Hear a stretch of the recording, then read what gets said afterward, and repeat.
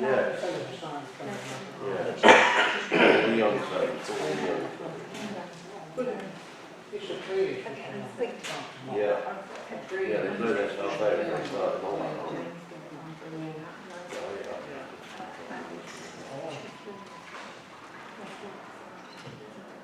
I don't have to look.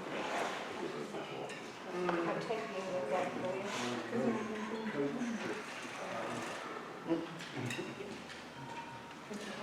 Right, so this is the clear section then. There's 4 of them. They might have a little dark feather somewhere, but that doesn't matter. I picked this one. It's got good percentage of the body, nice head on it. You know, they change so much that when they're this sort of age because they're nervous and not had the experience. But I find this one would be second. This one's a little bit more advanced on colour, so it's pretty early by the looks of it because of it's quite a bit through the mould. And this one last. I mean, this one was dropping its wing a little bit, but it seems to be picking it up now. So you know, at this stage, I mean, any of these could possibly be first in about 2 to 3 months' time. You just don't know, but this is really quite a nice little bird, this one. How do not you necessarily do? How do you rate the colour? I mean, are you I mean, on adult birds? If you could just on an adult bird, you are looking for the colour, but how you rating how? I mean, the rules say in Budgerigars you do 25% colour, 35% colour. well, it does in the fives, but over here in the UK, we judge by eye. We don't mark it down so like you do on the continent. Yeah. So if there was a nice bird there, you're tossing up one was a little bit deeper in colour to the one with perhaps a little bit more pastely. Yeah. You know, because when we break it down, you have a yellow feather and a buff feather, and the buff birds are always more softer in colour. So if you had a yellow bird and one was really quite deep and quite rich, and it has all the posture and tail, head and wing carriage falling nicely, you would go for the dark. Yeah. I mean, we have something really parallel with Lutinos, yellow budgies in the birds. Yeah. That's quite controversial. Where do you put this? They talk about the golden colour of Lutinos going back yesteryear, but as you said, it's relevant to the feather often. Yes. Well, I mean, a buff bird will always be generally put back, you know, but I mean, I do have a soft spot for the buff. If you've got a really nice buff bird and it's got good flow underneath, it's not hanging low, you know, I'm quite favour that because it's more difficult to actually get that buff bird in a smaller shape and type than it is. So you wouldn't necessarily give, if it was a super colour, what I'm getting at is with the budgies, a super colour yellow, you wouldn't consider that as the end all be all? No, because it might not have the width on the shoulder, it might not have the posture on the perch. You know, this one stands up quite nicely. I mean, these are nervous, and so they're sitting. You know, so obviously a bird which is standing up saying, I'm quite happy, have a look at me. You know, that's what catches your eye. But when they're older, when they get the adult feathers, they need to have that rise off the beak and coming back to the neck, round to the neck, and you know, at this stage, you know, you can't actually say that's basically there yet because they're only youngsters, aren't they? Very head on that, David. Hmm? Nice very head on it. Yes, you want that rise to the beak coming round, and if you can get a cut in, not going off to the back, you know, that's even better.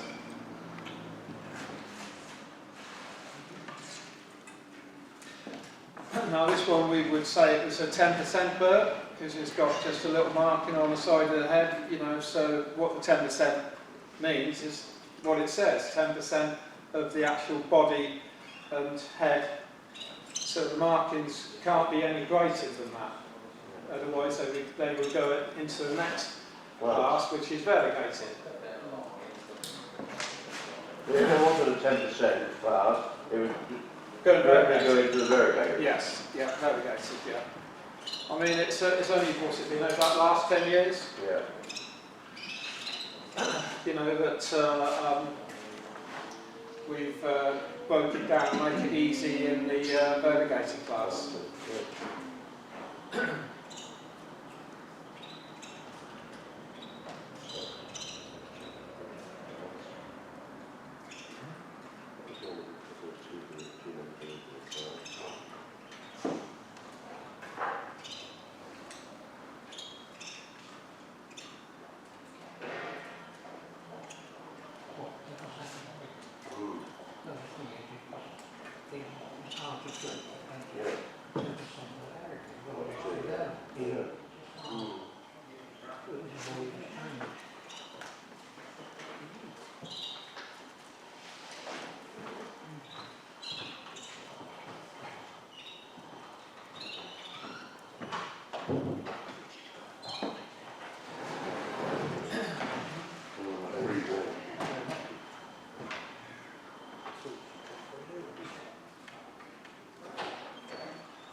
I've picked this variegated because I mean it's got nice little rise on the front of the beak, and It sits up a little bit. yes, it stands up a little bit, but I think this will be quite a nice bird later on when it's been through the moult.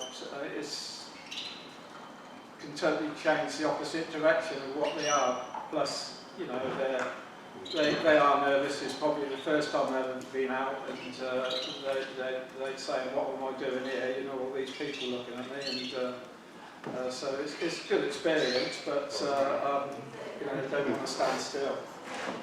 It might not be used to a person with that. It might be my face looking at, you know, it's old place Or a something video. here. How old were those? I mean, that's a crazy question. It must vary, but how old would you imagine that they have to be before you consider bringing them to a show like this, or Well, be able to be judged? this is, like it says, a nest feather, you know, which they're in at this present time. I mean, there's some going to be pushing through some adult feathers, you know, it depends if they're born in March or May, you know. So they will still come under that category. Generally, the first shows would be around about beginning of October. But it's difficult really to even have your birds ready for that. But if someone's breeding around about Christmas time, you know, then you know they stand a bit better chance. But that's forcing the situation even greater than starting in March. I think some people are keen to start as early as possible. You know, I've tried it, but you do get your problems of clear eggs. Your cocks are not fully fit enough, and you know, so it's trial and error. You know, I think probably perhaps be a bit more patient and hold off to about middle of March to the end. Then you've got them probably fitter, but. It is getting your timing of your lights working. I think you need 14 hours really to be ready for all breeding. And maybe if it's a cold spring and it's been cold in the latter part of the winter, then you would probably need a little bit of heating as well. Because I mean, we were saying a bit earlier, the hens seem to be quite keen to go to nest. Even now, which I'm winding down, but you know, you've still got some who would be happy to go to nest and go for all the other. The only thing is whether you have a percentage of successful, if you had a clutch of 4, whether you get all them 4 through is probably another thing. Because sometimes if they've had 2 clutches and you try and push them on a third, they can get a little bit tired towards the end, and you know, they're starting to lose feathers, and they're probably all round by the beak where they've been feeding, and they can look a little bit scraggly as well. But Could a late bird, David, could a late bird be late the following year for breeding? well, I don't know. I think I'm happy to finish my breeding by the end of June. Yeah. And I think you always probably be okay for all the breeding if they started early, you know, end of February, beginning of March. There is people that out there who breed to sell, so they're trying to breed as many as possible, and you can get caught out buying a nice bird at the end of the shows, which you probably have done. Yeah. And you'd have problems with them breeding next year. Yeah. You know. I think if you could get your birds near enough all weaned off by the end of June, maybe a little bit into the first 2 weeks in July, you should be fine, you know. But somebody might knock me down and say, no, you can go to the end of July. And What age do you, is there a guideline that you set yourself as far as the age of a bird put down? Oh, you mean how old they are before Yeah. going to have a breeding season? Yeah. I would breed with mine for 3 years, the hens, you know, and the cocks you can go 4 to 5. No, sorry, as youngsters. 6 months old, 12 months old. Well, if depending when they're born. I mean, if they're born in the first round, which would be March, and so they're being weaned off really beginning in April, aren't they? So they would be fine for breeding for the following year. And also the second round should be fine if you know you don't sort of push it too deep into end of July, beginning of August, which you will get people doing. You know. Normally cockers, you get those days sick, you get those days sick, a cocker, you go from 1 4 legs, you know, so you know, you won't make a hen do it. Yeah. But Well, in the budgies, if you try and do it in the winter, you will get prolapse, which is a terrible, terrible thing. When You you take your budgies later on, do you? You go up further than the June and July. No, we start in beginning November. I see what you mean as far as continuing. It's an open book. But what I was trying to say is, generally speaking, I don't put a hen down until she's 12 months old. That just reduces the problem.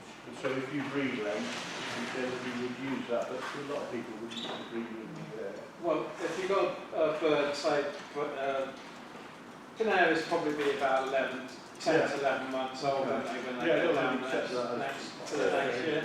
Yeah. It's like everything in life, isn't it? Experience goes a long way, so you know you could be perhaps quite hit and miss with a young bird, where that she will feed the most dominant asking for food, and then you get one die, second one dies, and you end up with just 2. But you get an experienced hen, she can probably cope feeding 4, you know, without even having a cock anywhere near, especially if he's a good cock and you're using him on 2 or 3 different hens. You know, but there's nothing like experience in life, is there? You know. No. I think you're right there, David. Because some, a late 4 look after 4 as easy as anything, and others have a couple and they what go. I meant there, Nigel, was a second year hen and maybe a third year hen who's been through it, you know, and their experience. You can let them mate them and then leave them to have their eggs and then set, and they'll be quite happy feeding them. Yeah. But I don't know what you do with budgies if you keep your cock there just to help bring them up. Generally speaking, yeah. Yeah. Well, I mean, it's easy with Canaries. If you've got a good cock and he's a good feeder as well, you know, and the hen suddenly feels, you know, because after 16 days she might want to be mated again, and she wants to go down for the next clutch. So if you've got a good cock and you are running your breeding programme with pairs, that's generally quite successful. Yeah. But a hen by herself would take a little bit longer to generally probably go through bringing those up. So you get away with, I like to take mine away about 26 days. You know, you might need to go from 26 to 30 days if she's been breeding up by herself. You know, because generally you get a tail about this long, you know, you might have them about this long, and I always find when they're really quite short, it's best to leave them with another or the farmers to carry on. Bringing them up. Let's keep what you've got rather than this. Yes. Yeah. Yeah.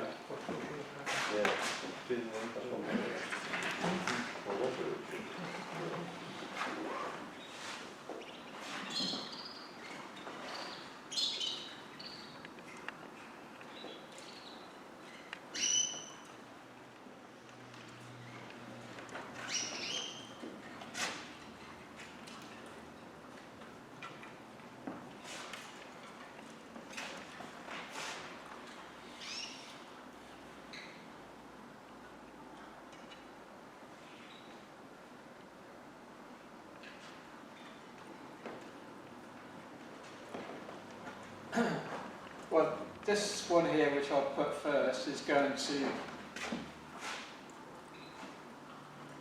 It's got to really be precisely right. I mean, it probably looks like it might be a buff, you know, with the feathers that are coming through on the side of its breast. Gives you the you know, the idea that it might be a buff. But I could be wrong there. But it's a nice little bird, it stands well, and I think this one will well too. This is definitely a buff, and you know, for that to go through the mulch, that'd probably be quite a nice bird. This one I put fourth is because it is a bit nervous. I think it possibly might not be too old, but it needs a little bit more rise on the front of the beak. You know, the other three have got a quite decent rise for this period in time where they're young birds, and that catches your eye straight away. This one, this buff here, we'll put third. Maybe because it's nervous, it sort of pulls the feathers back on it above its beak. You know, that might not be quite the same once it's been through the mulch in a few months. But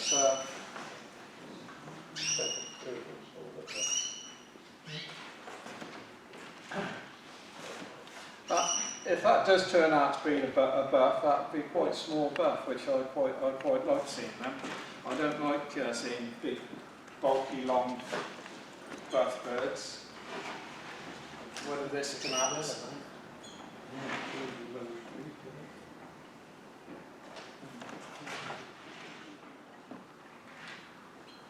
Right, so it looks as if we got clear white here. This is going to be a heavy variegated white. Nice little bird, both quite nice little birds.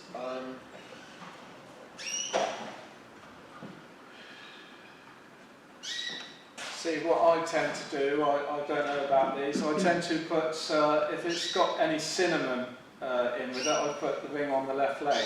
If it's cinnamon carrier, or, you know, you could have a hen from a cinnamon and a normal cock if you use a normal cock, but it's still got to tell you that it's from a cinnamon base, so I always keep the left leg for any of my cinnamons.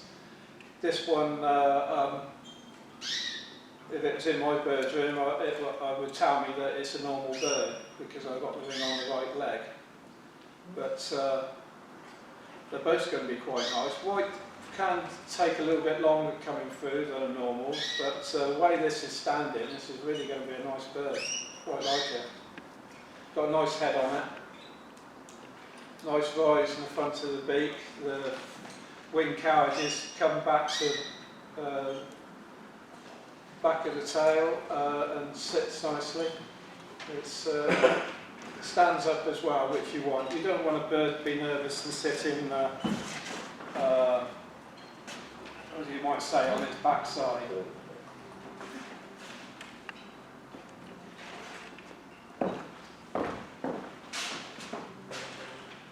So most of those birds would come into the white classes. You know, you get whites, variegated whites, heavy variegated whites, and the south, which would be the blue by itself. Even if it's deep in colour with a yellow feather, then it's quite deep in the blue colour, and it's got whites. You know, it would still be heavy variegated.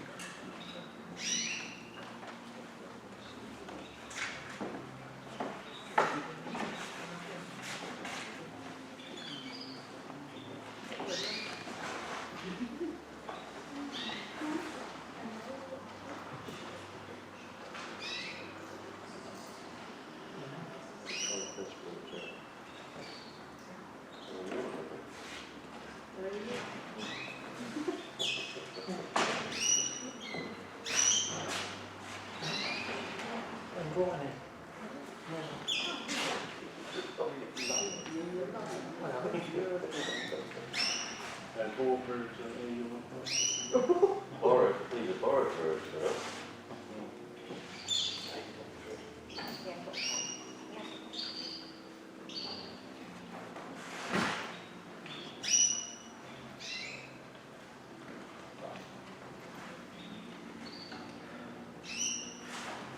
Not easy to pick, Dave, is it?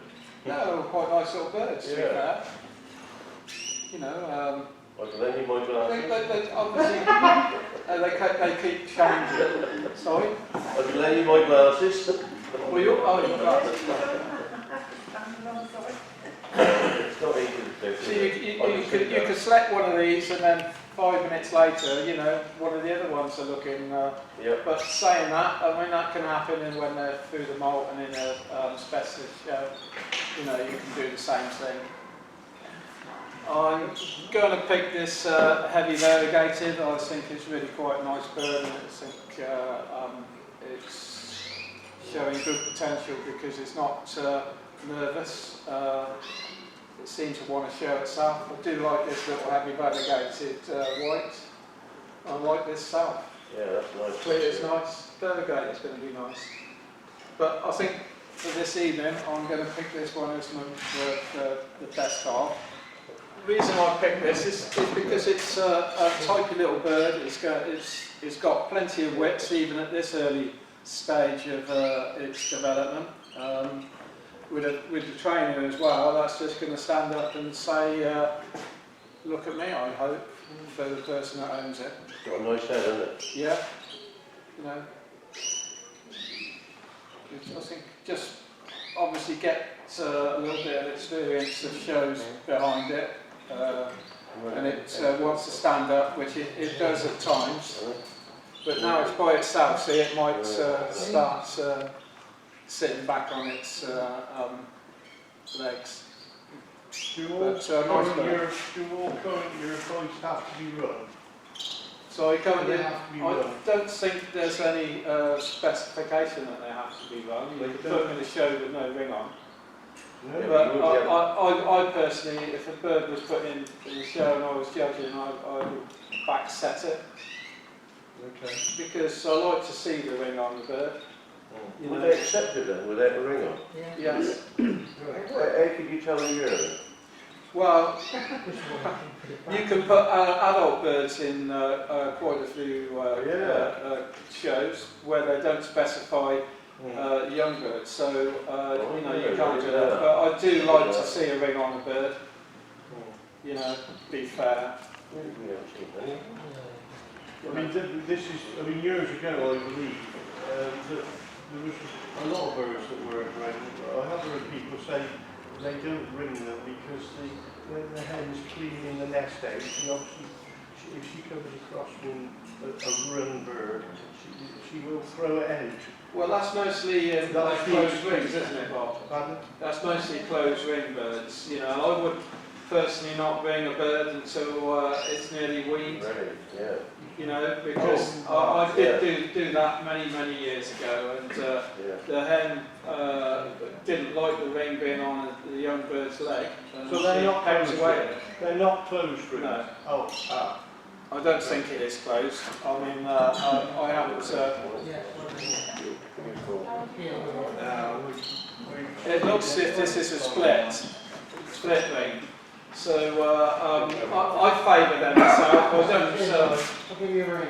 Yeah. Hello, David. Yeah, tell her I don't go on to closed rings. No. You know, if it comes to be after being closed, and you've got to put them on after a few days, I'll probably just keep birds for the sake of it. I wouldn't bother showing Okay. myself. I mean, there's the people who want to show on this world shows and all that. You know, well, you know, if they're happy with that, you know, by all means, get on with it. But I do like split rings myself. It's not that I you know, feel that by having the closed rings, you know, I just don't want to be taking birds out of the nest and putting them on. Yes. Which people would do. Which one's yours? That one. Well, I think that's going to be too long. It's not a bird you want to keep on program. Yeah, no. I'm not parents and that.